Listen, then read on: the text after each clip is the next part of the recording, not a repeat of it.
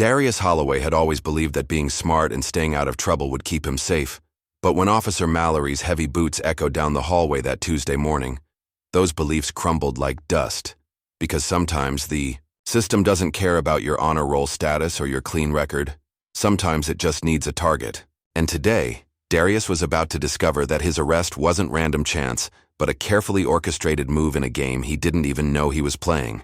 A game where corrupt cops destroy innocent lives for profit, where justice is bought and sold like any other commodity, and where the only person who can save him is a father who's been dead to the world for 12 years, but very much alive in the shadows, watching, waiting, and preparing to burn down an empire of lies to save his son. Just before we get back to it, I'd love to know where you're watching from today, and if you're enjoying these stories, make sure you're subscribed, because tomorrow's special episode is one you definitely don't want to miss. The morning started like any other at Jefferson High School. Students shuffled through the hallways, lockers slammed shut, and the usual chatter filled the air. Darius Holloway walked through it all like a ghost, his earbuds blocking out the noise around him. At 17, he had learned that keeping his head down and staying invisible was the safest way to navigate high school. His backpack hung heavy on his shoulders, filled with advanced calculus textbooks and computer programming manuals that most of his classmates wouldn't touch. Darius slipped into his first period physics class just as the bell rang. He took his usual seat in the back corner, away from the popular kids who barely acknowledged his existence. The only person who ever really saw him was Maya Thompson, his best friend since middle school. She sat 2 rows ahead, her curly hair pulled back in a neat ponytail, already taking notes before the teacher had even started talking. "All right, everyone, open your books to Chapter 12, Mrs. Henderson announced. "We're going to dive into electromagnetic radiation today." Darius pulled out his notebook, genuinely interested in the subject. Science made sense to him in a way that social situations never did. There were rules, patterns, logic. You could prove things with math and experimentation. People were much more complicated and unpredictable. About 20 minutes into the lesson, heavy footsteps echoed down the hallway outside. At first, nobody paid much attention, but the footsteps got louder, more urgent, and then they stopped right outside the classroom door. The door burst open without warning. "Darius Holloway!" A loud voice boomed across the room. Every head turned as 3 police officers filled the doorway. The one in front was a big man with a thick mustache and cold blue eyes. His nameplate read, Officer B. Mallory. Behind him stood 2 younger officers who looked uncomfortable but said nothing. Darius felt his stomach drop. His hands started shaking as 25 pairs of eyes stared at him. He pulled out his earbuds slowly, his mouth suddenly dry. "That's him," Officer Mallory said, pointing directly at Darius. "Stand up, son. You're coming with us." "What's going on?" Mrs. Henderson asked, stepping forward. "Officer, surely there's been some mistake." "No mistake, ma'am," Mallory cut her off. "This young man is under arrest. Darius, get up. Now." Darius's mind raced. He hadn't done anything wrong. He'd been home the night before working on a programming project for his computer science class. His mother, Renee, had made dinner. They'd watched the news together, and he'd gone to bed early. "Sir, I think there's been a misunderstanding," Darius said quietly, standing up on shaky legs. "I haven't done anything." "That's what they all say," Mallory replied with a sneer. "Turn around and put your hands behind your back." The cold metal. Handcuffs clicked around Darius's wrists as his classmates watched in stunned silence. Maya had her phone out, partially hidden behind her textbook, recording what she could without being obvious about it. "Officer, please," Mrs. Henderson tried again. "Darius is one of our best students. He's never been in trouble. Perhaps if you could just—" "Ma'am, I need you to step back," Mallory said firmly. "This thug here is wanted for assault and robbery, real serious charges." Darius winced at the word thug. He'd heard it before, always said with the same tone, always directed at kids who looked like him. "I'm not a thug," Darius said quietly. "And I didn't assault anyone or rob anyone." "Save it for the judge, kid," Mallory laughed. "You people always got an excuse ready." The walk through the school hallways felt like the longest journey of Darius's life. Word had spread quickly, and students pressed against classroom windows to get a look. Mallory made sure to walk slowly, giving everyone a good view. "Look at this," Mallory said loudly enough for anyone nearby to hear. "Another lost cause heading nowhere fast. Bet his mama's real proud right about now." Darius kept his eyes on the floor, his face burning with humiliation. He could hear whispers following them down the hall. "Isn't that the smart kid from AP classes? I heard he robbed a store last night. My dad always said those quiet ones are the dangerous ones." Maya slipped out of class and followed at a distance, still recording on her phone. She'd known Darius for years. If he said he didn't do something, then he didn't do it. But she also knew that wouldn't matter to everyone else. At the police station, Darius was led into a small, windowless room with concrete walls and a metal table. The fluorescent lights buzzed overhead, casting harsh shadows that made everything look gray and depressing. "Sit down," Mallory ordered, pointing to a plastic chair. Darius sat down carefully, the handcuffs still tight around his wrists. "Can I call my mom? Or a lawyer?" Mallory laughed again. "Lawyer?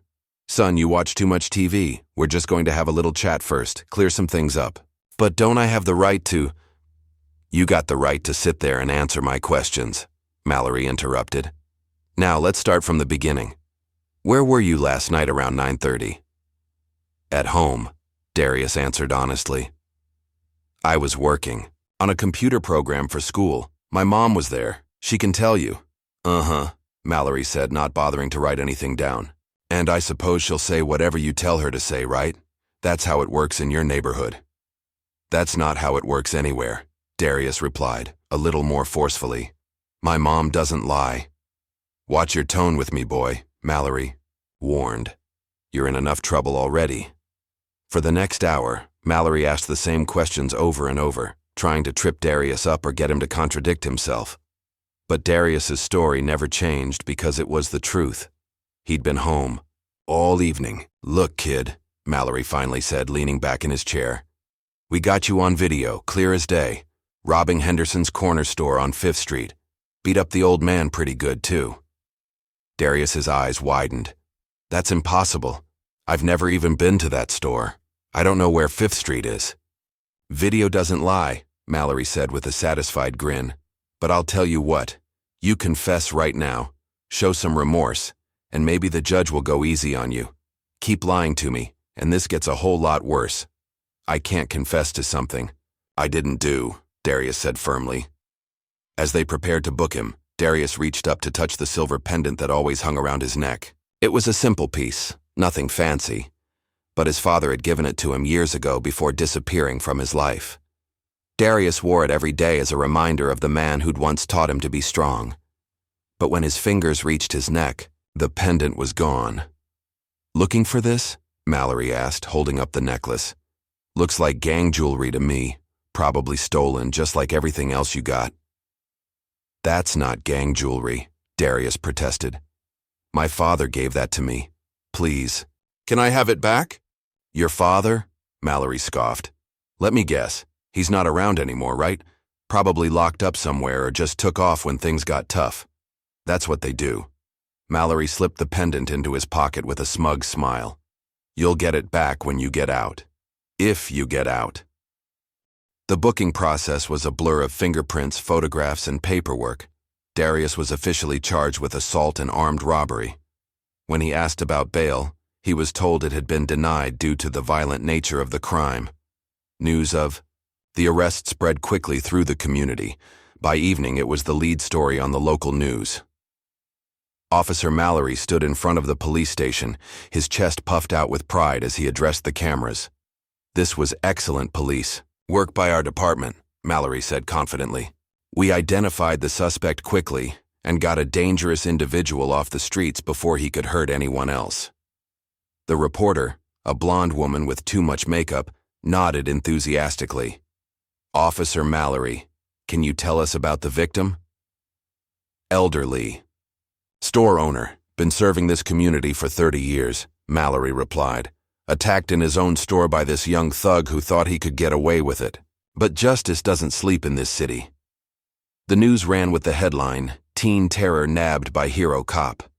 They showed Darius's school photo, next to a picture of Officer Mallory in his dress uniform. The contrast was intentional and devastating, and the Holloway house. Renee sat in her living room watching the news report with tears streaming down her face. At 42, she'd worked 2 jobs for most of Darius's life to keep them afloat after his father disappeared. She cleaned office buildings at night and worked at a grocery store during the day. She was tired. Always tired. But she'd never given up on her son. "That's not my baby," she whispered to the empty room. "That's not who he is." Renee drove to the police station immediately, her hands shaking as she gripped the steering wheel. She'd gotten dressed in her best clothes, hoping that looking respectable might help somehow. "I need to see my son," she told the officer at the front desk. "Darius Holloway. He was arrested today." The officer barely looked up from his paperwork. "Visiting hours are over. Come back tomorrow." "Please," Renee begged. "I just need to see that he's okay. 5 minutes. I'm his mother." Officer Mallory appeared from around the corner, having heard the commotion. "You must be Mama," he said with mock sympathy. "Let me guess, your little angel never did nothing wrong, right?" "Sir, my son is a good kid," Renee said, trying to keep her voice steady. "He gets straight A's. He's never been in trouble. There has to be some mistake." "Lady, the only mistake here is your parenting," Mallory replied coldly. "That boy's been heading down this path his whole life. Maybe if he had a father around to teach him right from wrong, we wouldn't be having this conversation." Renee felt like she'd been slapped. "Don't you dare talk to me about my parenting. I've raised my son right. He's respectful. He's smart. He's a criminal." Mallory cut her off. "And the sooner you accept that, the better off you'll be. Now, if you'll excuse me, I've got real police work to do." Meanwhile, Maya had spent the entire afternoon trying to make sense of what had happened. She knew Darius better than anyone, and she knew he was telling the truth. Something about this whole situation felt wrong. She convinced her mother to drive her to Henderson's corner store on 5th Street. The owner, an elderly man named Mr. Kim, was behind the counter with a bandage on his forehead. "Excuse me, sir," Maya said politely. "I'm a student journalist working on a story about crime in the neighborhood. Could I ask you a few questions about what happened last night?" Mr. Kim looked nervous immediately. "I don't want to talk about it. Police said not to talk to reporters." "I'm not a reporter," Maya assured him. "I'm just a high school student. The boy they arrested is my friend, and I'm trying to understand what happened." "Your friend?" Mr. Kim's eyes widened with fear. "You need to leave. Now. I can't talk to you." Maya looked around the store, noticing the security cameras mounted in the corners. "Sir, do you have the video from last night? The one that shows what happened?" "Video?" Mr. Kim shook his head quickly. "No video. Cameras broken. Have been broken. For weeks." But Maya could see that the cameras had small red lights blinking, indicating they were working perfectly. Someone had gotten to Mr. Kim, and he was scared to death. The next morning brought Darius's first court appearance. He was led into the courtroom in shackles, his orange jumpsuit making him stand out among the lawyers in their dark suits. The courtroom was packed with reporters, curious onlookers, and a few supporters including Maya and her mother. Judge Patterson, an older white man with wire-rimmed glasses, looked down at Darius with barely concealed distaste. "Young man, you're charged with assault and armed robbery. How do you plead?" "Not guilty, Your Honor," Darius said clearly. "Your Honor," the prosecutor began, "the state has compelling video evidence of the defendant committing this violent crime. We ask that bail continue to be denied." "Your Honor," the public defender assigned to Darius said weakly, "my client maintains his innocence and has no prior record." Judge Patterson barely considered it. "Bail remains denied. This case will proceed to trial. Next case." As Darius was led away, he scanned the courtroom one more time. His mother wasn't there. She couldn't get off work and risk losing her job. Maya gave him an encouraging nod, but he could see the worry in her eyes. What Darius didn't notice was the man sitting in the back corner of the courtroom, wearing dark sunglasses and a baseball cap. The man watched every moment of the proceedings, with intense focus, his jaw clenched tight with barely controlled anger. Officer Mallory strutted out of the courtroom like he'd just won the lottery. He stopped to talk to reporters again, basking in the attention. "Justice is being served," Mallory declared. "This dangerous individual will face the full consequences of his actions." The man in the sunglasses followed Mallory out of the courthouse, keeping his distance but never losing sight of the officer. He pulled out a small device and began taking photos, documenting Mallory's every move. Later that evening, Mallory celebrated at Murphy's bar with several other officers. He held court at a corner table, retelling the story of Darius's arrest for anyone who would listen. "You should have seen the look on his face when I cuffed him," Mallory laughed, taking a long drink from his beer. "These kids think they're untouchable until reality comes knocking." "What about the video evidence?" asked Officer Jenkins, one of the younger cops. "Clear as day," Mallory replied confidently. "Kids going away for a long time." What Mallory didn't know was that the waitress serving their table, a college student named Ashley, was listening to every word.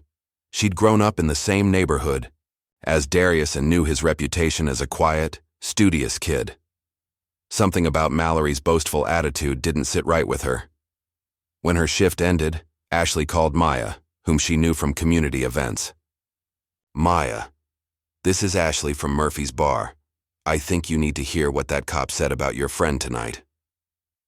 The news about Officer Mallory's celebratory boasts at Murphy's bar reached Maya early the next morning, but it would be several more, days before it mattered in any official capacity. By then, Darius had been assigned a public defender who actually cared about doing her job right. Sandra Ellis had been working as a public defender for 8 years, and she'd seen enough cases to know when something stank. At 34, she was tough, experienced, and had developed a sixth sense for police misconduct. When she first read through Darius Holloway's file, every instinct she'd developed told her this case was wrong from top to bottom.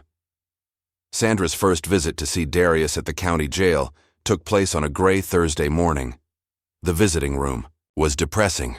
Plastic chairs, concrete walls, and the constant sound of buzzing fluorescent lights overhead.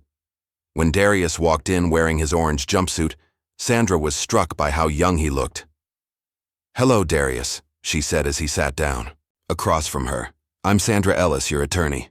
I know this is scary, but I want you to know that I believe you when you say you didn't do this." Darius looked up in surprise.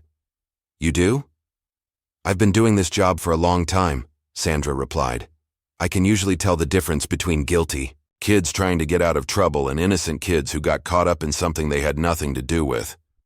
You're the second kind." For the first time since his arrest, Darius felt a spark of hope. "So what do we do now?"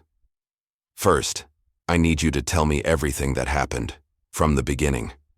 Don't leave out any details, even if they seem unimportant." Darius told her about his normal day at school, coming home to work on his programming project, eating dinner with his mother, and going to bed early. He told her about the arrest, the interrogation, and how Officer Mallory had taken his father's pendant. "Tell me about your father," Sandra said gently. Darius hesitated. "He left when I was 5. My mom doesn't like to talk about it much. He was in the military, I think, but I don't really know what happened to him." "Do you remember anything else about him?" "He used to tell me to observe everything," Darius said quietly. "He said that if you pay attention to details, you can figure out the truth even when people are lying to you." Sandra made a note. Good advice, she thought. "Darius, I need to ask you something difficult. Has Officer Mallory or anyone else threatened you, or tried to make you confess to something you didn't do?" "Officer Mallory kept saying I should confess and that things would go easier for me," Darius replied. "But I can't confess to something I didn't do. That's not who I am." As Sandra left the jail, she felt more determined than ever to fight this case. But she also knew she was up against more than just one corrupt cop.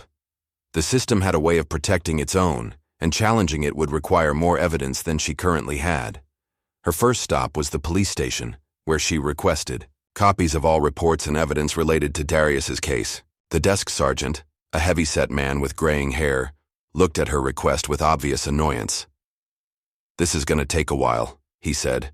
"We're backed up with paperwork. "I'll wait," Sandra replied firmly. When the files finally arrived, Sandra noticed immediately that they were incomplete. The video evidence that Officer Mallory claimed was clear as day was nowhere to be found. When she asked about it, she was told it was being processed and would be available later. That evening, Sandra went back to her office and began digging deeper into Officer Mallory's history. What she found made her stomach turn.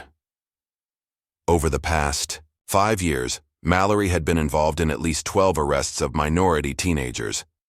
In every single case, the charges were serious, the evidence was questionable, and the complaints against Mallory had been dismissed or mysteriously lost. One case in particular caught her attention. 2 years ago, a 16-year-old named Marcus Johnson had been arrested for drug possession.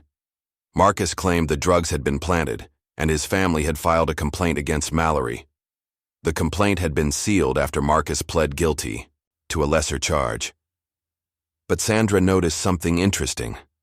Marcus's case had been handled by the same prosecutor who was now handling Darius's case. Sandra decided to pay Marcus a visit. She found him working at an auto repair shop on the south side of town. When she explained who she was and why she was there, Marcus immediately got nervous. "I can't talk about that," Marcus said, looking around to make sure no one was listening. "I got a record now. I can't afford any more trouble." "Marcus, I think the same thing that happened to you is happening to another kid right now," Sandra explained. "A 17-year-old named Darius Holloway." Marcus's expression changed. "The kid from Jefferson High? I heard about that on the news. If you know something that could help him, please. He's innocent, just like you were." Marcus was quiet for a long moment, wrestling with his conscience.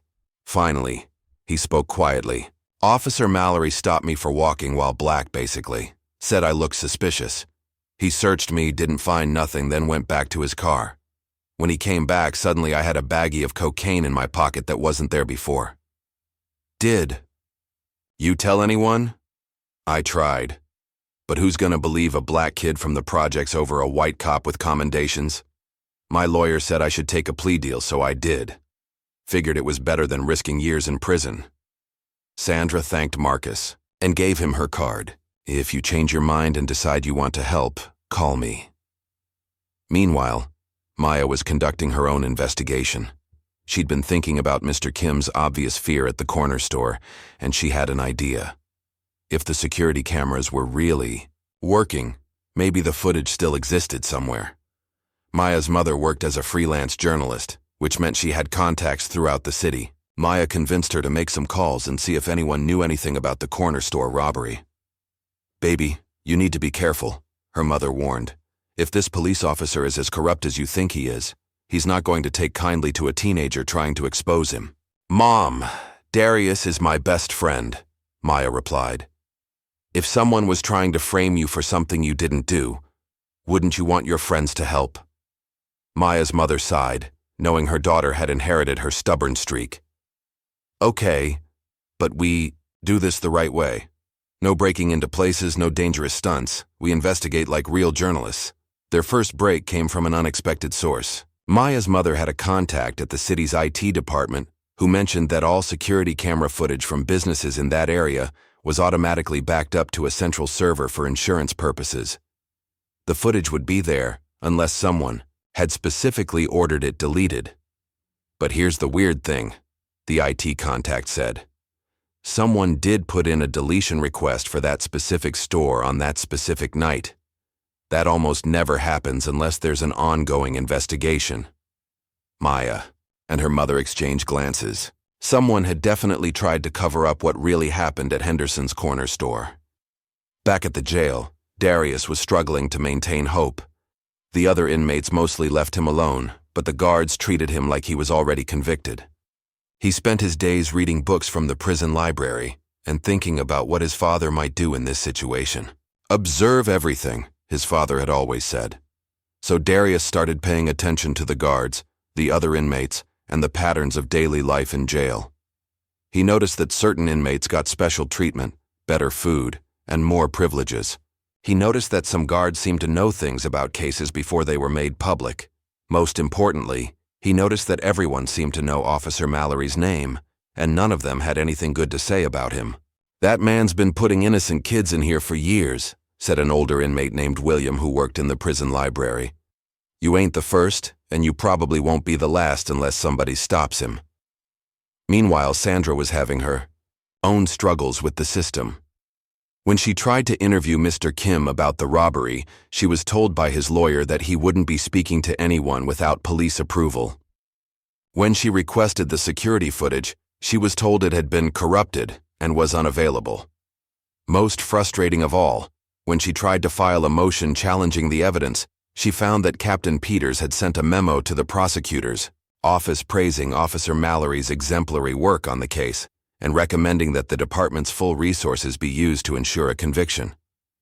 Sandra had seen enough corruption in her career to know that this went beyond one bad cop.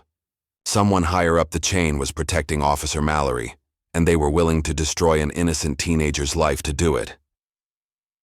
Late one evening, as Sandra was working in her office, she received an unexpected visitor. A young man she didn't recognize knocked on her door. "Ms. Ellis? My name is Anthony Williams. I think I have information about the Darius Holloway case." Anthony was nervous, constantly looking over his shoulder as he spoke. He told Sandra that he'd been walking past Henderson's corner store on the night of the robbery and had seen the real perpetrator running away. "It wasn't the kid they arrested," Anthony said firmly. "The guy I saw was older, maybe in his 20s, with a completely different build. Taller, heavier. Nothing like that high school student." "Anthony, this is incredible," Sandra said. "You need to testify. Your testimony could free an innocent boy." But before Anthony could respond, Sandra's phone rang. It was Anthony's mother, frantic with worry. "Anthony, where are you? Officer Mallory was just here looking for you. He said you needed to come to the station for questioning about some trouble you've been involved in." Anthony's face went white. "I haven't been involved in any trouble. He knows I saw what really happened." Sandra realized that Anthony was in real danger. "You need to be very careful," she told him. "Don't go anywhere alone, and if anyone from the police department contacts you, call me immediately." But it was too late. The next day, Anthony came to Sandra's office with a completely different story. He claimed he'd been mistaken about what he'd seen, that it was too dark to make out any details, and that he didn't want to be involved in the case anymore. Sandra could see the fear in his eyes and knew that Officer Mallory had gotten to him. Another witness intimidated into silence, another piece of evidence buried. That same week, Renee Holloway received the first threatening letter. It was simple and direct. "Stop causing problems, or your son's situation gets much worse." The letter came with a photograph, a picture of Darius in his jail cell, taken from an angle that suggested someone on the inside had taken it. The message was clear. They could get to Darius any time they wanted. Renee was terrified, but she was also angry. Her son was innocent, and she wasn't going to let anyone intimidate her into staying quiet.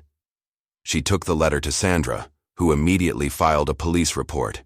But somehow, the report got lost in the system, and no investigation was ever opened. As the days passed, Sandra realized she was fighting more than just a corrupt cop. She was up against an entire network of people who had a vested interest in keeping the truth buried. But she also knew that somewhere out there, someone had to have evidence that could prove Darius's innocence. What Sandra didn't know was that someone was already working behind the scenes gathering that evidence, piece by piece. The man who had sat in the back of the courtroom during Darius's first appearance was still watching, still waiting for the right moment to act. Isaiah Holloway had been tracking Officer Mallory's movements for weeks, documenting his patterns, his associates, and most importantly, his connections to other corrupt officials. Isaiah had learned patience during his years in covert operations, and he knew that moving too quickly could put his son in even greater danger. But time was running out, and soon, Isaiah would have to decide whether to continue watching from the shadows or step into the light to save his son. The choice he made would change everything. The shadowy figure who had been watching from the courthouse finally made his move on a cold Tuesday evening. Sandra Ellis was leaving her office late, exhausted from another day of hitting brick walls in Darius's case, when she noticed someone following her to the parking garage. Ms. Ellis, a deep voice called out from behind a concrete pillar. Sandra spun around, her hand instinctively reaching for the pepper spray in her purse. A tall black man stepped into the dim light, his hands raised peacefully. He looked to be in his 40s, with graying temples and intense dark eyes that seemed familiar somehow. "Who are you?" Sandra demanded, keeping her distance. The man reached slowly into his jacket and pulled out a leather wallet, flipping it open to reveal a government identification card. "Agent Isaiah Holloway, Central Intelligence Agency." Sandra's eyes widened as she read the name. "Holloway. You're Darius's father," Isaiah confirmed quietly. "And I need your help to save my son." Sandra stared at him in disbelief. "You're supposed to be dead, or missing. Your son thinks you abandoned him." "I know what my son thinks," Isaiah replied, pain evident in his voice. "And I know what his mother thinks too. But I never abandoned them. I've been working undercover for the past 12 years, infiltrating a domestic surveillance network that reaches into police departments, court systems, and city governments across the country. What does that have to do with Darius's case?" Isaiah stepped closer, his expression deadly serious. "Officer Mallory isn't just a corrupt cop. He's part of a private security operation that's been systematically targeting specific communities for harassment, false arrests, and intimidation. They're clearing out neighborhoods for development projects backed by government contracts." Sandra felt like the ground was shifting beneath her feet. "That's impossible. You're talking about a massive conspiracy." "I have proof," Isaiah said, pulling out a small flash drive. 12 years worth of evidence, communications, financial records, operational plans. But the network knows I'm closing in, and they're using my son to draw me out." Isaiah handed Sandra the flash drive, but she could see that it was partially damaged. "This contains fragments of what I've gathered. Phone calls between Mallory and his handlers, money transfers, lists of targets. But I need more time to complete the investigation." "Why come to me?" Sandra asked. "Because you're the only person involved in this case who can't be bought or intimidated," Isaiah replied. "And because if something happens to me before we can expose this network, you'll be the only one who can save Darius." Sandra looked at the flash drive in her hand. "What exactly are you asking me to do?" "Give me 2 weeks," Isaiah said. "Keep fighting the case through legal channels, but don't reveal what you know yet. If we move too fast, they'll either kill Darius in jail or make him disappear entirely. I need time to gather the final pieces of evidence." "And what if they come after me?" Isaiah's expression hardened. "Then you call this number immediately." He handed her a business card with only a phone number written on it. "Day or night, someone will answer." As Isaiah prepared to leave, Sandra called out to him. "Does Darius know you've been watching over him all these years?" Isaiah paused, his shoulders sagging slightly. "No, and it's better that way.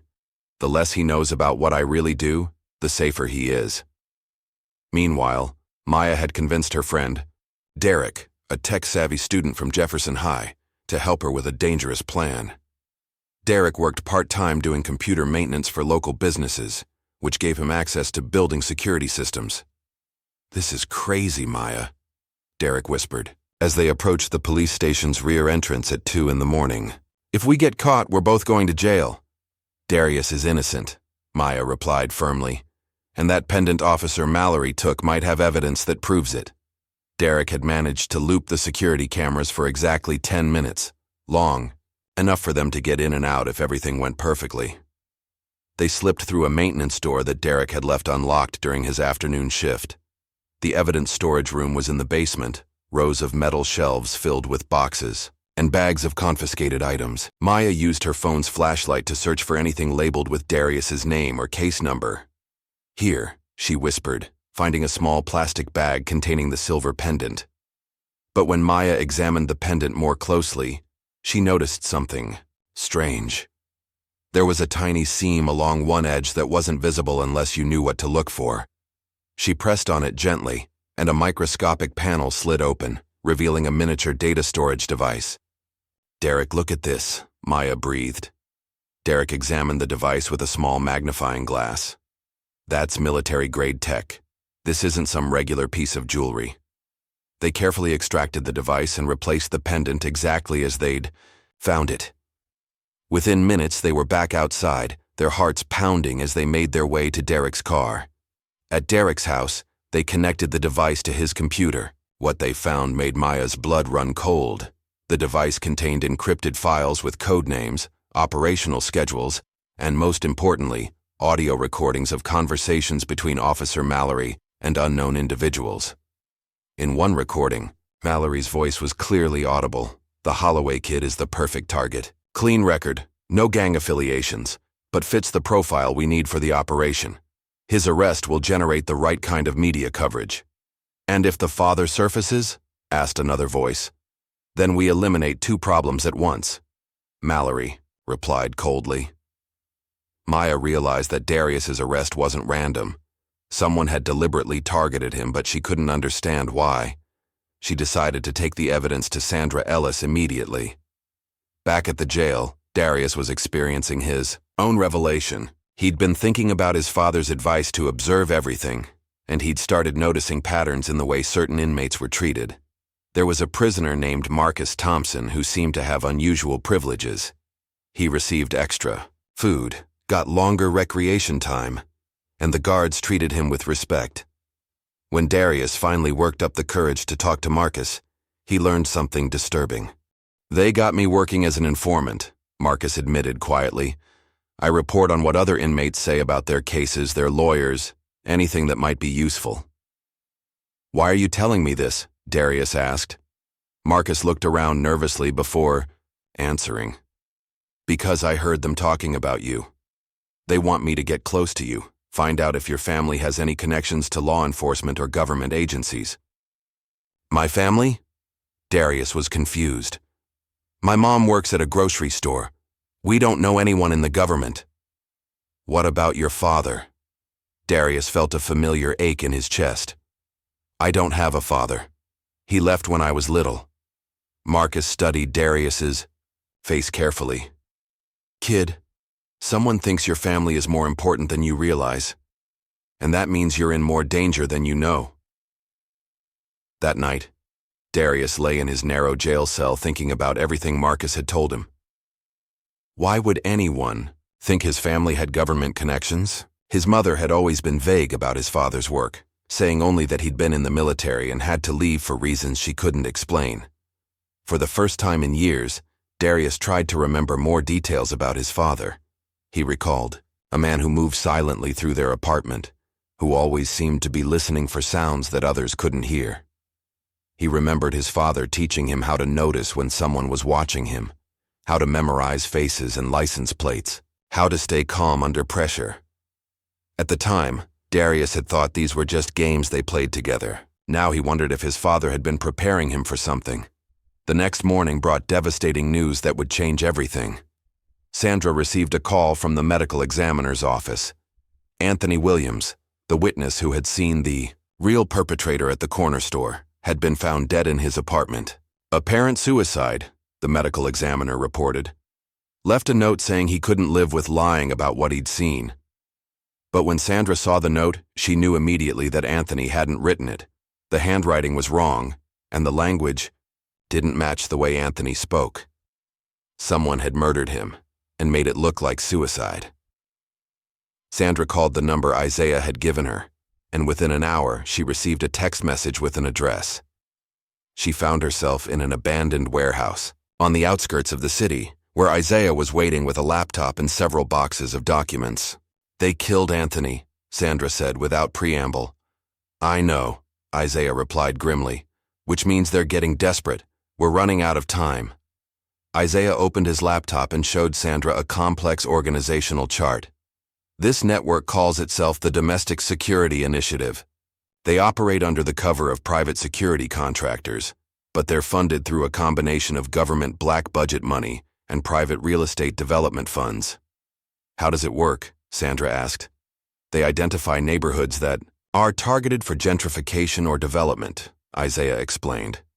Then they systematically arrest and harass residents, particularly young men who might become community leaders. They create a climate of fear that drives property values down and makes residents want to move away. Sandra stared at the chart in horror. And Officer Mallory? He's just a soldier in the operation. But he's good at his job, which is why they protect him. Over the past 5 years, his arrests have contributed to the displacement of over 300 families. Isaiah pulled up another file on his computer. But here's what they don't know I've discovered. The operation is about to expand. They've identified 12 more neighborhoods across the state for the same treatment. Darius's arrest was supposed to be a test case for their new methods. What new methods? Using social media and viral news coverage to create broader public support for aggressive policing, Isaiah said. They're turning police brutality into entertainment, and people are watching it like a television show. Sandra felt sick to her stomach.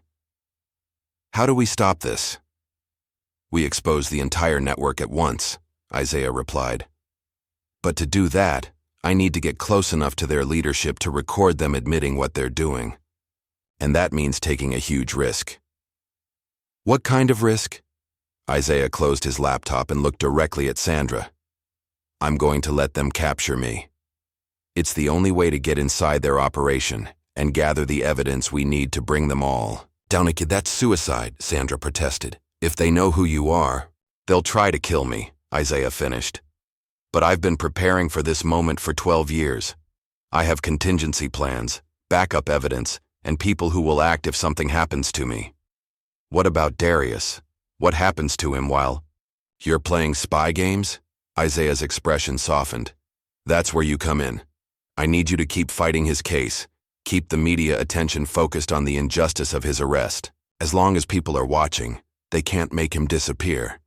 Sandra realized she was being asked to trust a man she'd just met with the life of her client.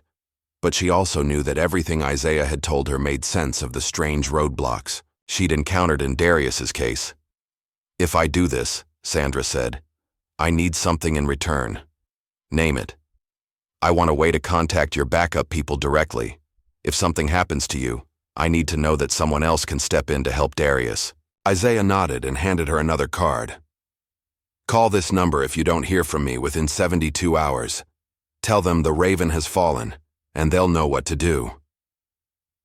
Judge Evelyn Monroe had been presiding over criminal cases for 15 years, and she prided herself on her ability to smell corruption from across a courtroom.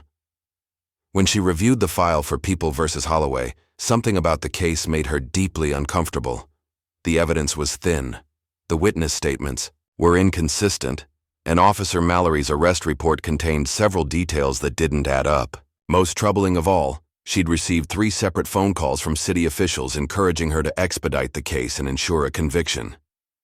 Judge Monroe had a strict policy about outside interference in her courtroom, and she decided to take a closer look at the evidence herself. She ordered all sealed files related to Officer Mallory's previous arrests to be brought to her chambers for private review. What she found in those files made her question everything she thought she knew about the justice system. Case after case showed the same pattern. Minority teenagers arrested on serious charges, questionable evidence, witnesses who recanted their statements, and complaints against Mallory that mysteriously disappeared. This can't be legal, Judge, Monroe muttered to herself as she read through Marcus Johnson's case file.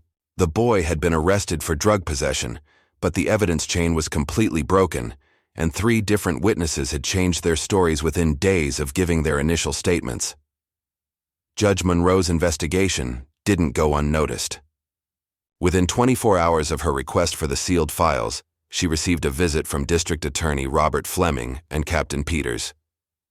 Your Honor, D.A. Fleming said with false politeness, we understand you have some concerns about the Holloway case. I have concerns about several cases involving Officer Mallory, Judge Monroe replied coolly. The evidence patterns suggest systematic misconduct. Captain Peters leaned forward in his chair. Your Honor, with all due respect, Officer Mallory is one of our finest. He's received commendations for his work in high-crime neighborhoods. High-crime neighborhoods that seem to have gotten worse, not better after his interventions, Judge Monroe observed. D.A. Fleming shifted uncomfortably. Your Honor, we feel that perhaps another judge might be better suited to handle this particular case, given the media attention and the complexity of the issues involved. Judge Monroe's eyes narrowed. Are you suggesting that I recuse myself? We're suggesting that it might be in everyone's best interest, Captain Peters said. Gentlemen, Judge Monroe said firmly, I've been a judge for 15 years, and I've never been asked to recuse myself from a case unless there was a legitimate conflict of interest.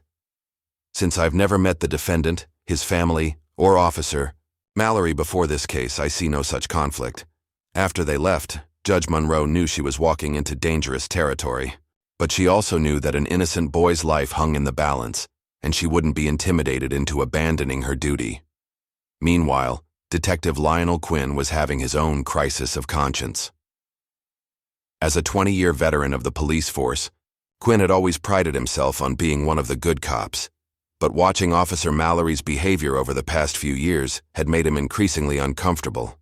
Quinn had started keeping his own informal records of Mallory's arrests, and the patterns were disturbing. Young Black and Hispanic men were being arrested at rates that seemed statistically impossible, and the charges almost always involved crimes that would generate significant media coverage. When Quinn learned that Anthony Williams had been found dead, supposedly by suicide, he decided to investigate quietly on his own. What he found at Anthony's apartment didn't match the official police report. There were no signs of struggle, but there were also no signs that Anthony had been depressed or suicidal. His neighbors reported that he'd seemed nervous lately, but not hopeless. Most telling of all, Quinn found a draft of a letter in Anthony's computer that he'd been writing to Sandra Ellis, describing what he'd really seen at the corner store. The letter made it clear that Anthony had been prepared to testify that Darius Holloway was innocent. It also revealed that Anthony had been receiving threatening phone calls for days before his death. Quinn faced a terrible choice. He could report his findings and risk destroying his career, or he could stay silent and let an innocent kid go to prison. For Quinn, there was really no choice at all. He made copies of everything he'd found and requested a meeting with Sandra Ellis. Ms. Ellis, Quinn said when they met at a diner outside the city. I can't officially help you, but I can tell you that Anthony Williams didn't kill himself. Sandra's pulse quickened. Do you have proof? Enough to raise serious questions, Quinn replied. But if I come forward officially, they'll destroy me and bury the evidence. The only way this works is if you can use what I give you to build a legal case that forces everything into the open. Quinn handed Sandra a thick envelope. This contains copies of my investigation into Anthony's death, plus documentation of irregularities in several of Mallory's other arrests. Use it wisely. As Sandra left the diner, she didn't notice the unmarked car that had been following her. Officer Mallory sat behind the wheel, his face twisted with rage as he watched her drive away. Mallory immediately called Captain Peters. She's got Quinn helping her now. This is getting out of hand. Calm down, Peters replied. We knew this might happen. It's time to implement the contingency plan. What contingency plan? The kid has an accident in jail. Gang violence, very tragic. The case dies with him, and everyone moves on. Mallory felt a chill run down his spine. He'd done a lot of questionable things in his career, but murder was a line he'd never crossed. Captain, we can't. We can and we will, Peters interrupted. Unless you want to explain to the FBI why you've been falsifying arrest reports for the past 5 years. That night, Sandra received an urgent call from the jail. Darius had been attacked by another inmate and was in the prison hospital with serious injuries. Sandra raced to the hospital where she found Darius conscious but badly beaten. His left arm was in a cast, and he had stitches above his right eye. What happened? Sandra asked gently. A guy named Tank Williams came at me in the shower, Darius replied weakly. Said he was sending a message from his friends on the outside. But before he could really hurt me, another inmate stepped in and stopped. Him. Who stopped him? Marcus Thompson, the guy I told you about who works as an informant. He fought Tank off and probably saved my life. Sandra realized that someone had tried to have Darius killed, but the plan had been disrupted by an unlikely hero. She also knew that they would try again. Darius, I need you to listen to me very carefully, Sandra said. I think the people who arrested you are going to try to hurt you again. From now on, you don't go anywhere alone, and you don't trust anyone except Marcus. Ms. Ellis, Darius said quietly, "There's something I need to tell you." Marcus told me that the guards have been asking questions about my father. They want to know if I've had any contact with him recently. Sandra's blood ran cold. "What did you tell them?" "The truth. That I haven't seen or heard from my father since I was 5 years old. But they keep asking like they don't believe me." Sandra realized that Isaiah's cover might be blown. She needed to warn him immediately, but she also knew that any communication could put both of them in danger. As she left the hospital, Sandra made a decision that would change everything. She was going to go public with what she knew, regardless of the consequences. An innocent boy had nearly been murdered in jail, and she wasn't going to wait for it to happen again. That evening, Sandra called Maya and asked her to meet at her office. When Maya arrived, she brought Derek and the evidence they'd recovered from Darius's pendant. "I know about the recording device," Sandra said without preamble. Maya looked shocked. "How did you—" "Because Darius's father is a CIA agent who's been investigating the same corruption network that framed his son," Sandra replied. Maya sat down heavily in a chair. "Darius's father is alive?" "Very much alive and trying to save his son's life. But we're running out of time. They just tried to have Darius killed in jail, and they'll try again." Sandra outlined her plan. Maya would release the audio recordings, from the pendant to her mother's journalist contacts, creating a media firestorm that would make it impossible for anyone to harm Darius without facing intense scrutiny. "What about his father?" Maya asked. "I'm going to trust that he knows what he's doing," Sandra replied. "But if something happens to him, we'll be the only ones who can save Darius."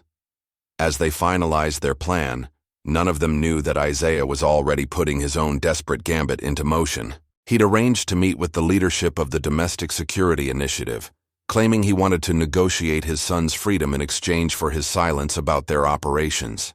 It was a lie, of course. Isaiah had no intention of staying silent, but he needed to get close enough to record their admissions of guilt, even if it meant risking his own life in the process. The meeting was set for the following night at an abandoned construction site outside the city. Isaiah checked his recording equipment one final time and prepared for what might be his final operation. In 12 hours, everything would change forever. The morning of the hearing arrived with an electric tension that seemed to charge the very air around the courthouse. By 8 o'clock, protesters had already gathered outside, their signs demanding justice for Darius Holloway. News vans lined the street, and reporters interviewed anyone willing to speak about the case that had become a symbol of systemic injustice. Sandra Ellis arrived early, her briefcase heavy with evidence that could change everything. She'd barely slept the night before, knowing that today would determine whether an innocent boy went free or spent the best years of his life in prison. As she walked through the crowd of protesters, she heard chants of "Free Darius" and "Justice Now" echoing off the courthouse walls. Inside, the courtroom filled quickly. Maya sat in the front row with her mother, both of them clutching copies of the explosive story they'd published online at midnight. The recordings from Darius's pendant had already been downloaded over 50,000 times, and social media was buzzing with outrage over Officer Mallory's recorded admissions. Officer Mallory strutted into the courtroom at exactly 9 o'clock, his chest puffed out with the same arrogance he'd displayed throughout the case. He nodded confidently to DA Fleming and took his seat at the prosecution table, apparently unconcerned about the media storm swirling around him. Captain Peters sat in the gallery, his jaw clenched tight as he surveyed the packed courtroom. He'd seen the news reports and knew that their carefully constructed case was falling apart. But he also knew they had one more card to play, and he was prepared to use it. At 9:15, Darius was led into the courtroom in handcuffs, his arm still in a cast from the jail attack. Despite everything he'd been through, he walked with his head held high, his eyes scanning the crowd until they found Maya. She gave him an encouraging nod, and for the first time in weeks, Darius almost smiled. Then something extraordinary happened. As Darius settled into his seat at the defendant's table, the courtroom doors opened one final time. A tall black man in a perfectly tailored dark suit walked in, his movement so quiet and controlled that he seemed to glide across the floor. Darius turned to see who had entered, and his entire world stopped. The man was older than he remembered, with gray at his temples and lines around his eyes that spoke of years of stress and danger. But there was no mistaking those features that way, of moving through space like he owned it. "Dad?" Darius whispered, his voice barely audible. Isaiah Holloway met his son's eyes across the courtroom, and 12 years of separation dissolved in an instant. Isaiah's carefully maintained composure cracked just slightly, revealing the pain and love he'd carried for so long. The courtroom erupted in whispers as people recognized that something significant was happening. Reporters frantically scribbled notes, and Officer Mallory's confident expression began to waver as he studied the mysterious newcomer. Judge Monroe called for order, and the hearing began. D.A. Fleming stood to present the state's case, but Sandra immediately rose to interrupt.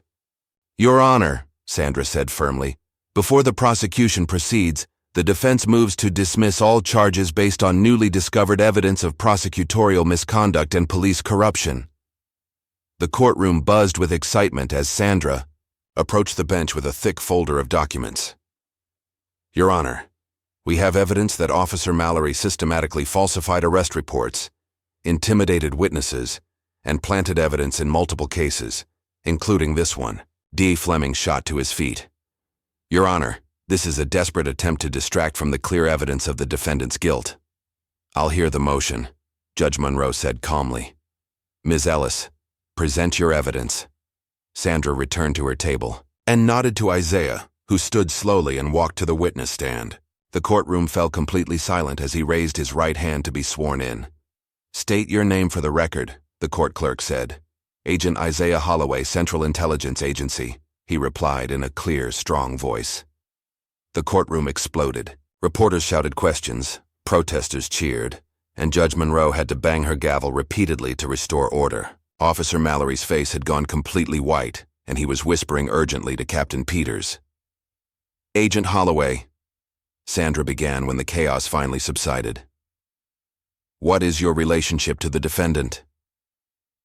"Darius Holloway is my son," Isaiah replied, his voice thick with emotion. "And where have you been for the past 12 years? Isaiah straightened in his chair. "I've been conducting a covert investigation into a domestic surveillance and harassment network that has been systematically targeting minority communities across multiple states." D.A. Fleming objected loudly, but Judge Monroe overruled him. She was as riveted by Isaiah's testimony as everyone else in the courtroom. "Agent Holloway," Sandra continued, "does this network include members of law enforcement?" "Yes, including Officer Brent Mallory, who has been acting as a field operative for an organization called the Domestic Security Initiative." Officer Mallory jumped to his feet. "This is ridiculous. I don't know what he's talking about." "Sit down." "Officer Mallory," Judge Monroe ordered sharply. Isaiah looked directly at Mallory as he continued. "3 days ago, I attended a meeting with the leadership of this organization. They believed I was negotiating my silence in exchange for my son's freedom. Instead, I recorded everything they said." Sandra activated a portable speaker system and played a crystal-clear recording of voices discussing the operation to frame. "Darius. The Holloway arrest was perfect," said an unidentified voice. "Clean kid, no record, maximum media impact. Mallory executed it flawlessly." "What about the father?" asked another voice. "If he surfaces, we eliminate him. The kid too, if necessary. We can't let this operation be exposed." The courtroom was dead silent as the recording continued, detailing plans to expand their operations to other cities and the millions of dollars in development contracts that would follow. When the recording ended, Judge Monroe called for an immediate recess. As the courtroom cleared, Darius was allowed a brief moment with his father. "I thought you were dead," Darius said, tears streaming down his face. "I wanted to come back so many times," Isaiah replied, his own voice breaking. "But I knew that if I did, they would use you to get to me. I never stopped watching over you, son, never." "Why didn't you tell me?" "Because the less you knew, the safer you were. But when they arrested you, I knew I had to finish this once and for all." Back in chambers, Judge Monroe was meeting with attorneys from both sides. D.A. Fleming was frantically trying to salvage his case, while Captain Peters made increasingly desperate phone calls to his superiors. "Your Honor," D.A. Fleming argued. Even if these allegations about Officer Mallory are true, we still have video evidence of the defendant committing the crime. What video evidence? Sandra asked. You've never produced any video evidence. The convenience store security footage clearly shows... Shows what? Sandra interrupted. The footage was conveniently corrupted, remember? And the store owner has been too intimidated to testify honestly. Judge Monroe looked at D.A. Fleming with barely concealed disgust. Counselor, are you telling me that you've been prosecuting this case based on evidence that doesn't exist? Before D.A. Fleming could answer, his phone rang. After a brief, heated conversation, he hung up with a defeated expression. Your Honor, he said quietly, the district attorney's office is withdrawing all charges against the defendant, but their victory was short-lived. As they prepared to leave the courthouse, Captain Peters approached Isaiah with a cold smile. Agent Holloway, Peters said loudly enough for nearby reporters to hear. I hope you realize what you've done. You've destroyed the career of one of our finest officers based on fabricated evidence. The only thing I've destroyed, Isaiah replied evenly, is a criminal conspiracy. We'll see about that, Peters said ominously. This isn't over. That evening, while the Holloway family was finally reunited at home, Isaiah's former CIA handler, Director Sarah Mitchell, was reviewing the complete files from his 12-year investigation. What she found in those documents would reshape the entire case. Mitchell had initially been skeptical of Isaiah's claims about widespread domestic corruption, but the evidence was overwhelming. Financial records showed millions of dollars flowing, from development companies to private security firms, which then funneled money to corrupt police officers and city officials. The next morning, Mitchell appeared at Judge Monroe's courtroom with a team of federal agents and a stack of warrants. She introduced herself as a witness who could provide crucial context for the evidence already presented. Your Honor, Director Mitchell testified, Agent Holloway's investigation has uncovered a network of corruption that extends far beyond this local case. We have evidence of similar operations in 11 different cities, all coordinated by the same criminal organization. She presented a detailed organizational chart showing how the Domestic Security Initiative recruited corrupt law enforcement officers to target specific communities for harassment and false arrests. The goal, Mitchell explained, was to destabilize these neighborhoods so that property values would drop, making it easier for connected developers to acquire land for government-backed construction projects. Judge Monroe studied the chart with growing horror. How many people have been falsely arrested? Our preliminary count shows over 800 cases across all cities, Mitchell replied. Many of the victims are still in prison. A new witness was then called to the stand. Derek Lyle, a former security contractor who had worked directly with Officer Mallory. Lyle had been found by Isaiah's investigation team and agreed to testify in exchange for immunity. Mr. Lyle, Sandra questioned, what was your role in this organization? I was a coordinator, Lyle admitted nervously. My job was to identify targets and provide intelligence to field operatives like Mallory. How were targets selected? We looked for young men in specific neighborhoods who could be portrayed as dangerous criminals. Honor students were actually preferred because their arrests generated more media coverage. Was Darius Holloway specifically targeted? Yes. His profile was perfect. Smart kid, clean record, lived in a neighborhood we needed to destabilize. Plus, we knew his father was intelligence, so arresting him might draw Isaiah out of hiding. The revelation that Darius had been targeted specifically because of his father's work sent shockwaves through the courtroom. It wasn't just a case of police misconduct, it was a deliberate attack on a CIA operative's family. When it was time for Darius to speak, he walked to the witness stand with a quiet dignity that impressed everyone present. Despite everything he'd endured, his voice was steady and clear. Your Honor, Darius began. I want people to understand what it's like to be a 17-year-old black kid who's been told his whole life that if he just works hard and stays out of trouble, he'll be okay. I believe that. I thought if I got good grades and followed the rules, I'd be safe. He paused, looking directly at Officer Mallory. But I learned that none of that matters to people who have already decided what story they want to tell about you. They don't care about who you really are or what you've actually done. They just care about what you represent to them. Darius's voice grew stronger as he continued. I'm not angry about what happened to me. I'm angry about all the kids who didn't have a father who could save them, who didn't have a lawyer who believed them, who didn't have friends willing to risk everything to help them. How many of them are sitting in jail right now for crimes they didn't commit? The courtroom was completely silent as Darius finished his statement. Even hardened reporters were wiping away tears. Then came the moment everyone had been waiting for. Officer Mallory was called to testify in his own defense. As Sandra began her cross-examination, Mallory's carefully constructed facade finally began to crack. Officer Mallory, Sandra said calmly, how many minority teenagers have you arrested in the past 5 years? I don't keep count by race, Mallory replied defensively. According to department records, you've arrested 47 Black or Hispanic teenagers in the past 5 years. How many white teenagers have you arrested in that same period? Mallory's lawyer objected, but Judge Monroe allowed the question. I arrest criminals regardless of their race, Mallory said through gritted teeth. Yet somehow, 93% of the teenagers you arrest happen to be minorities. Would you say that's just a coincidence?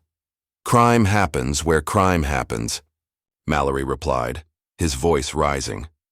Sandra played another recording from Isaiah's investigation, this one featuring Mallory's voice clearly stating his intention to clean up these neighborhoods by putting the troublemakers where they belong. Officer Mallory, Sandra continued relentlessly, on this recording, you referred to teenage honor students as troublemakers. Can you explain that? Mallory's composure finally shattered completely. You want to know the truth? He shouted, jumping to his feet. These kids are all potential criminals anyway. I'm just stopping them before they can hurt innocent people. The courtroom erupted as Mallory continued his racist rant, revealing the hatred that had motivated his actions all along. Judge Monroe called for order, but the damage was done. Mallory had destroyed any remaining credibility he might have had. As the hearing continued, more evidence emerged about the broader conspiracy. Phone records showed Captain Peters had been in regular contact with development company executives.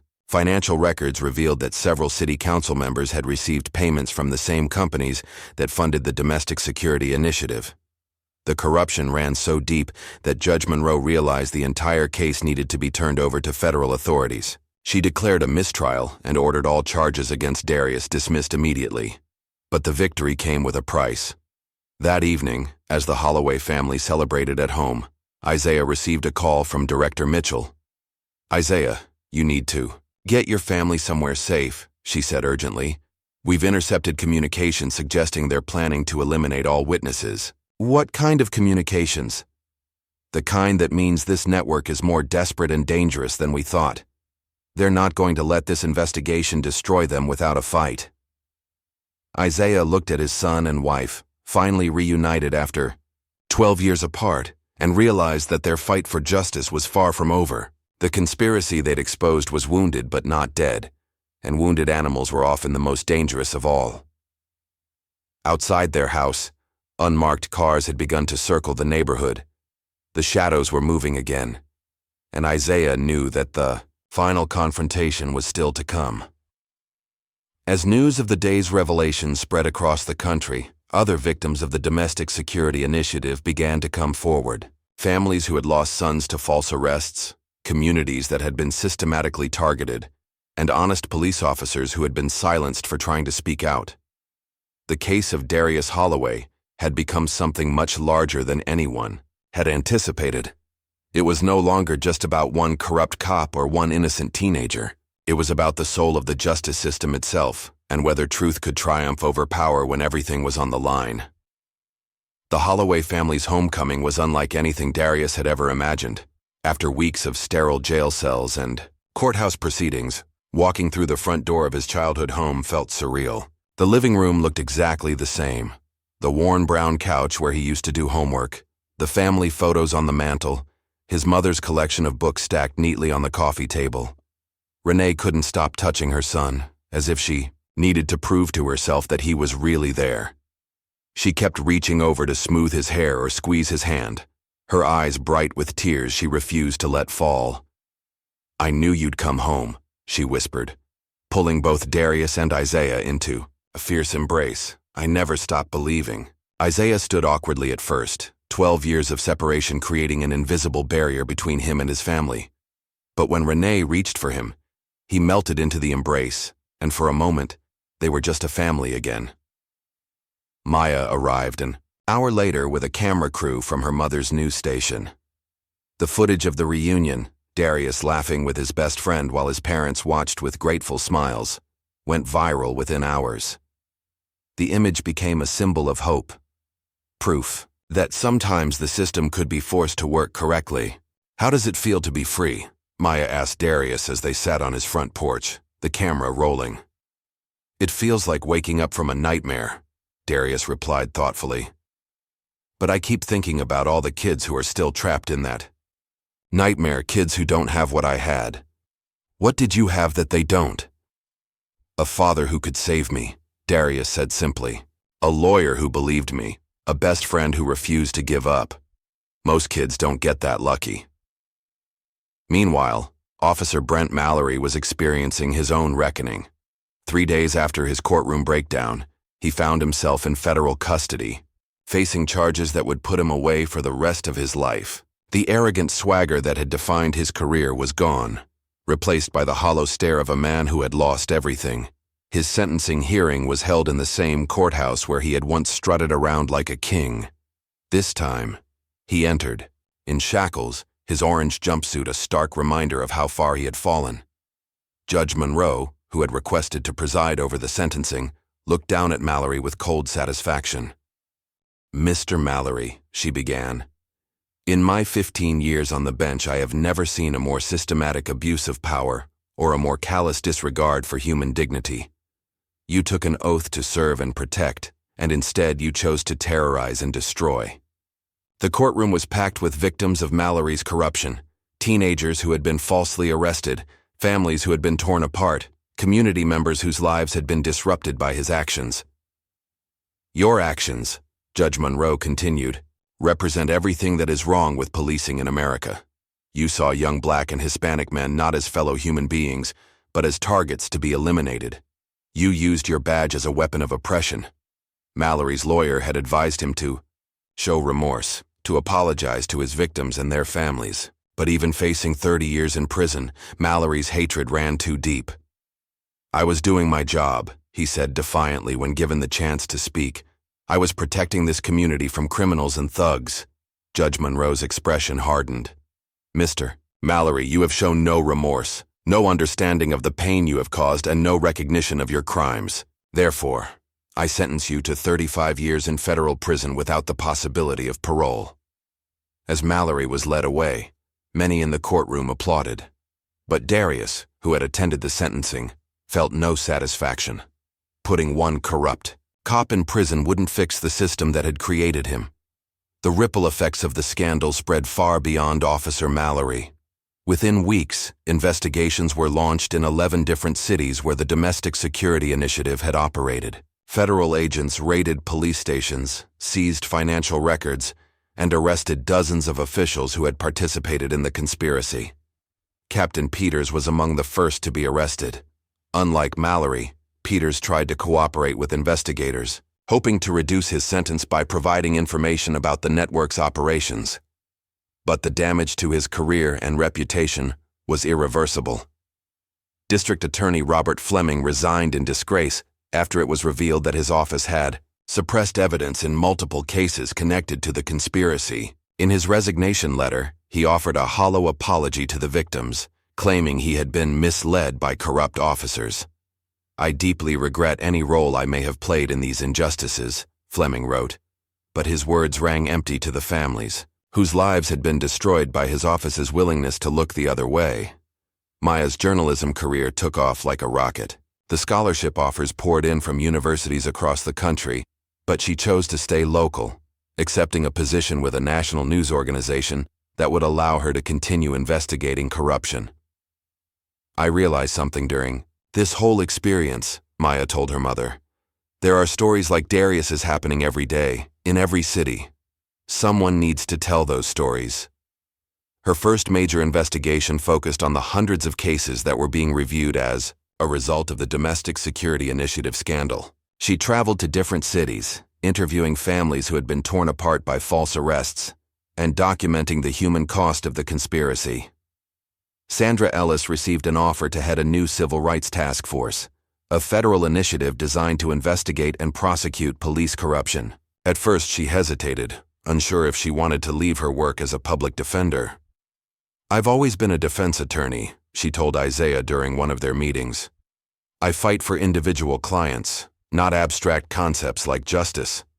"But now you have the chance to fight for hundreds of clients at once," Isaiah replied. "All those kids who are still sitting in jail for crimes they didn't commit, they need someone like you." Sandra eventually accepted the position, but she made one condition. Her first priority would be reviewing every case connected to the Domestic Security Initiative and working to free the innocent victims. Isaiah faced his own difficult decision. The CIA offered him a new assignment, a chance to investigate similar corruption networks in other countries.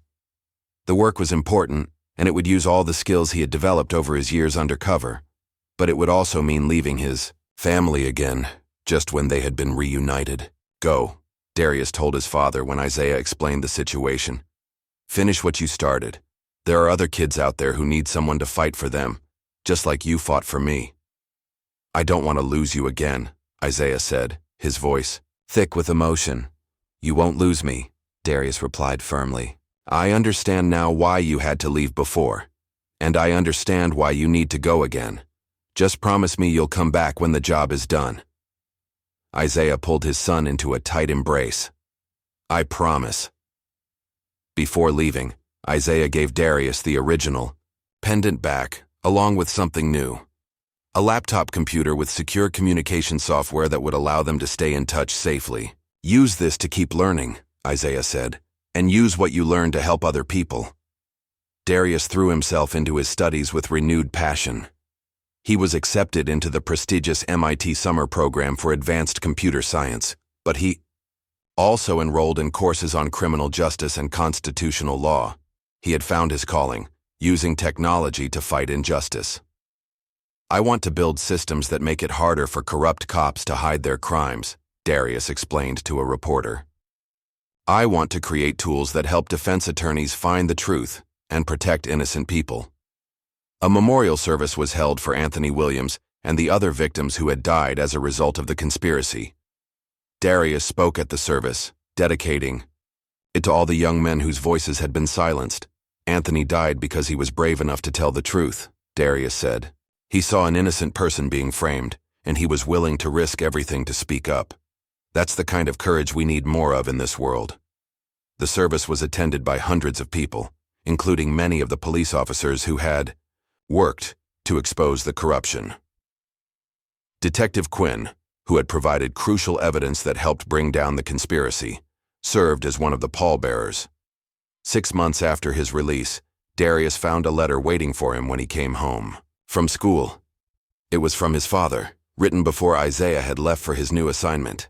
"My son," the letter began, "I want you to know that watching you grow into the man you've become has been the greatest privilege of my life. You faced the worst that this world had to offer, and you never lost your dignity, your hope, or your compassion. I spent 12 years trying to protect you from a distance, thinking that was the only way to keep you safe. But you didn't need my protection. You needed my presence. I hope that someday I can make up for those lost years. You are stronger than I ever was, braver than I ever dreamed of being, and more hopeful than I have any right to expect. Use that strength, that bravery, and that hope to change the world. I know you will." Darius kept the letter in the restored pendant, reading it whenever he needed strength. 1 year after Officer Mallory's conviction, the city looked dramatically different. A new police chief, Maria Rodriguez, had implemented sweeping reforms designed to prevent the kind of corruption that had flourished under the previous administration. Body cameras were mandatory, civilian oversight boards had real power, and officers were required to undergo regular training on racial bias and constitutional rights. "We're not just changing policies," Chief Rodriguez explained to a packed town hall meeting. "We're changing the culture of policing. We're making it Clear that officers who abuse their power will face consequences, and officers who speak up about corruption will be protected. Detective Quinn had been promoted to lead the new Internal Affairs Unit, specifically tasked with investigating complaints against officers. His first case involved an officer who had been caught on video using excessive force during a traffic stop. Unlike the old days, the investigation was swift and thorough, and the officer was fired within a week. "This is what accountability looks like," Quinn told reporters. "No more covering up for bad cops, no more protecting officers who break the law." Darius had launched his organization, the Holloway Initiative, from his dorm room at MIT using the programming skills he'd developed and the legal knowledge he was acquiring. He created a platform that helped defense attorneys access police misconduct records, track patterns of abuse, and connect with expert witnesses. The platform had already been used in over 200 cases across the country, helping to expose corrupt officers and free wrongly convicted individuals. "Technology isn't neutral," Darius explained in a TED Talk that was viewed over 1 million times. "It can be used to oppress people or to liberate them. I choose liberation." Maya had become one of the most respected investigative journalists in the country, her work focusing on criminal justice reform and police accountability. Her documentary about the Domestic Security Initiative scandal had won several awards and sparked investigations in cities across the nation. The story didn't. And when Darius was freed, Maya said during an interview, that was just the beginning. Real change happens when people stay engaged, when they refuse to let the system go back to the way it was. Renee had found her own calling in community activism. She now ran support groups for mothers whose children had been wrongly accused or imprisoned, providing both emotional support and practical guidance on navigating the legal system. "I know what it feels like to watch your child disappear into a system that doesn't care about the truth," Renee told a group of mothers at one of her meetings. "But I also know that if we stick together, if we refuse to give up, we can change that system." Sandra's Civil Rights Task Force had reviewed over 800 cases connected to the Domestic Security Initiative. So far, they had secured the release of 127 wrongly convicted individuals and had identified patterns of corruption in dozens of police departments. "Justice delayed is justice denied," Sandra said during a press conference, announcing the latest round of releases. "These young men lost years of their lives because of a system that valued convictions over truth. We can't give them back those years, but we can make sure this never happens again." The task force was also working on federal legislation that would make it easier to prosecute police misconduct and would provide compensation for victims of wrongful prosecution. But the most significant change was in the communities that had been targeted by the conspiracy. Where once there had been fear and mistrust, there was now engagement and hope. Community members were attending city council meetings, participating in police oversight boards, and demanding accountability from their elected officials. A new case arrived on Sandra's desk that felt disturbingly familiar. A 17-year-old black student named Marcus Williams had been arrested in Denver for a robbery he claimed he didn't commit. The arresting officer had a history of targeting minority youth, and several witnesses had mysteriously changed their stories. Sandra opened the thick file and began reading through the police reports. The patterns were there: the questionable evidence, the intimidated witnesses, the rush to judgment. It was like looking at Darius's case all over again.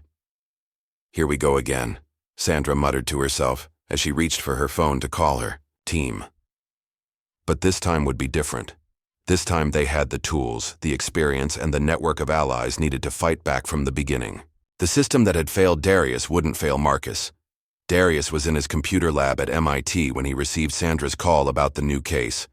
Without hesitation, he began pulling data on the Denver Police Department, looking for patterns of misconduct and identifying potential witnesses who might have been overlooked.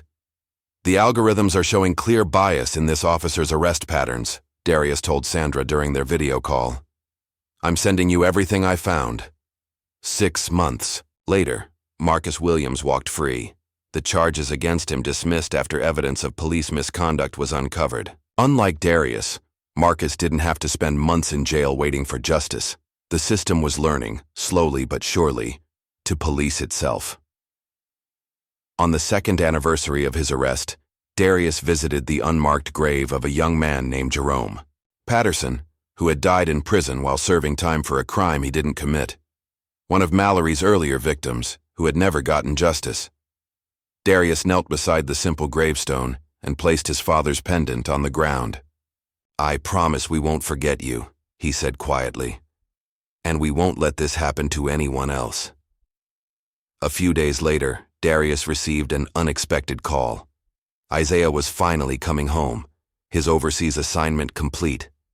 The corruption network they had exposed in the United States had connections around the world, and Isaiah had spent 2 years helping to dismantle those connections. "It's over," Isaiah told his son over their secure video link. "Really over this time." The reunion at the airport was everything Darius had dreamed of during those dark days in jail. His father stepped off the plane, looking older and more tired than before, but his eyes were bright with the knowledge that his mission was finally complete.